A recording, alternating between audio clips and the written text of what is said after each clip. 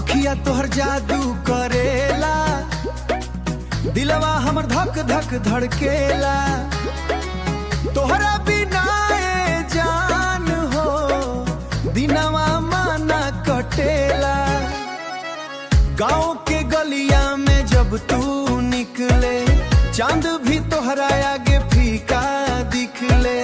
हंसी तोहार बिजली गिरावे, देख के दिलावा पागल हो जावे।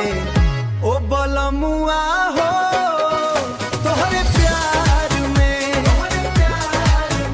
रात भर जागीले हम इंतजार में।